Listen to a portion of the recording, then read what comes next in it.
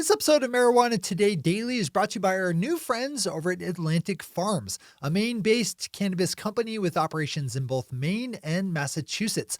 I actually covered Atlantic Farms in a news story last year as they opened up their unique gas station / medical marijuana dispensary hybrid right up the road from me here in Portland, Maine. The folks over at Atlantic Farms are currently looking for investors to help them grow their company to the next stage. Swing over to theatlanticfarms.com to learn more about this very cool company. That's theatlanticfarms.com. Good morning, Marijuana Nation. It's Tuesday, February 11th, 2020, and you're tuned in to episode 884 of Marijuana Today Daily. I'm your host, Shay Gunther, and I'll be walking you through today's marijuana news and headlines. As always, we have a full and busy day of cannabis news in our hands, so let's jump right into it. Dan Adams over at the Boston Globe leads off our news day today with a rather big story that broke right at the end of last week about multi-state cannabis operator Acreage Holdings, which has admitted that 2 of its contracts signed with Massachusetts marijuana dispensaries are quote-unquote inoperable because they place too many onerous restrictions on the dispensary operators, in effect turning over control of the businesses to Acreage. That runs afoul of limits set in Massachusetts on the number of businesses cannabis companies can operate. The Massachusetts Cannabis Control Commission decided to hold off on approving an adult use license application from Acreage at their monthly meeting last week, all of which you can and should read about over at the Boston Globe. As always, we have all the news we cover linked to on our website at mjtodaydaily.com. To the west we go, where the Oregon Liquor Control Commission has bumped up the amount of THC allowed in legal hemp concentrates, tinctures, and extracts from 10 milligrams per container to 50 milligrams. This is one of those local stories with potential wider impact, as just about every state involved in hemp right now, as well as the federal government, is trying to work out the best way to regulate and oversee the industry. That includes limits like this, which will have an obvious impact on industrial hemp cultivators. This is especially interesting because Oregon's hemp laws are less strict than federal guidelines, which requires that any hemp grown over the legal mark for THC be destroyed. Under Oregon's model, that's not the case. Not a bad one to also read today. We wrap up today's news up here in Maine, where Penelope Overton at the Portland Press Herald details a proposed bill to protect certain bits of information from legal marijuana businesses from being made public. The proposed bill, LD 2091, would carve out protections for legal marijuana trade secrets and security and standard operating procedures from being made public under the state's public access laws. That would cover things like product recipes for edibles, something that seems like a good idea to protect. Penelope is reporting that one of the state's biggest dispensary operators, Wellness Connection of Maine, owned by the aforementioned Acreage Holdings, also wants to protect information like a dispensary's financial backers and investors, as well as any outside management deals. This is, like our previous headline, a story with a possible broader reach, as this overall issue is something we could see in every legal marijuana state. Those are our top stories for today. It's time for Marijuana Today Daily Headlines Blitz. Before we blitz out in headlines, let's quickly thank our sponsor, Atlantic Farms, a Maine-based cannabis company with operations in both Maine and Massachusetts. Right now, Atlantic Farms is vertically integrated in Maine's medical marijuana program with applications in for the state's new adult use industry. They also have adult use cultivation and manufacturing going on down in Massachusetts.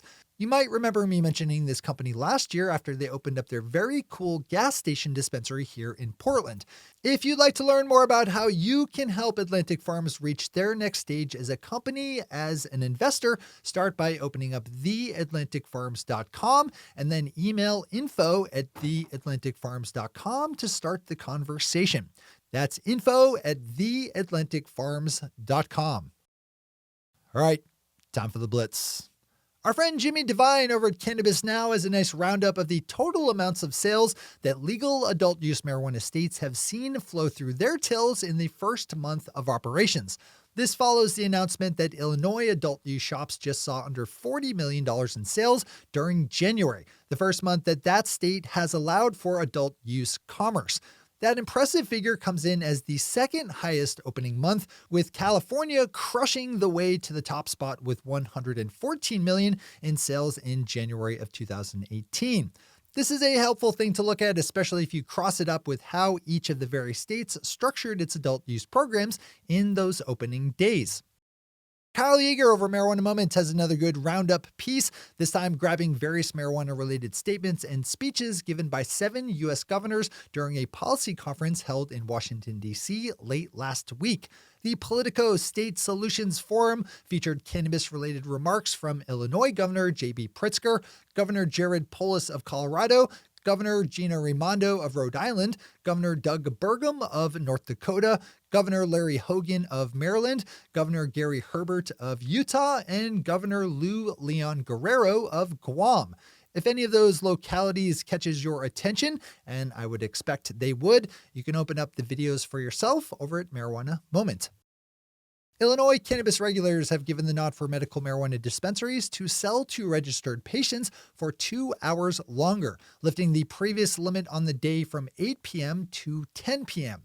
They also told dispensaries not to set aside products for adult use sales only and to afford registered patients the ability to buy higher amounts of cannabis per visit, all to bring about some relief to patients who say their access has been limited since the launch of adult use sales on January 1st. This is another issue we have seen and will see in other states.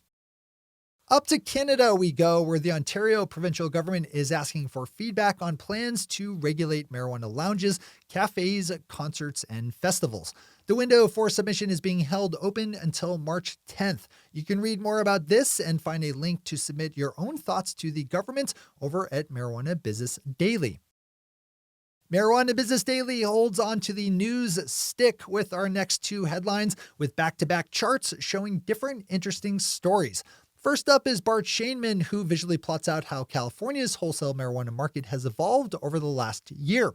Broken down into indoor, greenhouse, and outdoor, the chart, with accompanying background and context, shows a mostly stable price situation, with indoor holding firm around $2,000 per pound and outdoor at half that price, while prices for greenhouse cannabis have risen a few $100s from last year's mark of just over $800 per pound.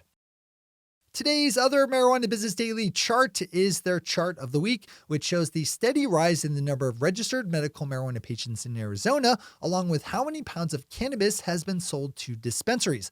Eli McVeigh has this one and nicely details how the state has benefited from a steady and constant rise in both numbers.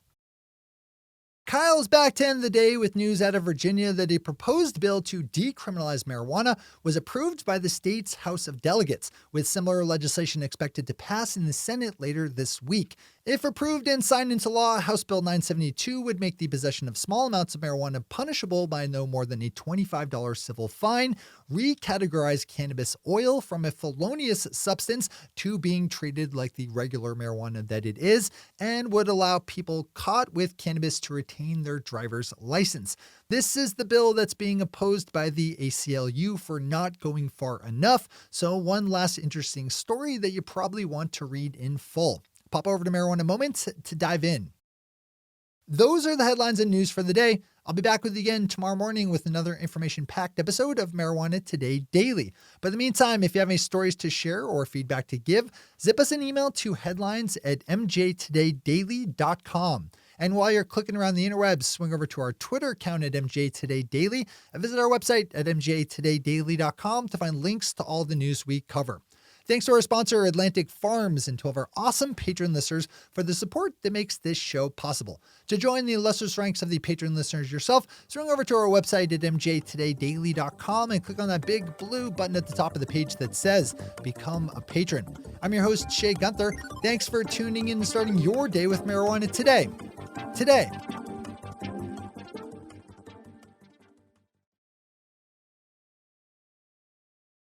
One take, Shay. One take.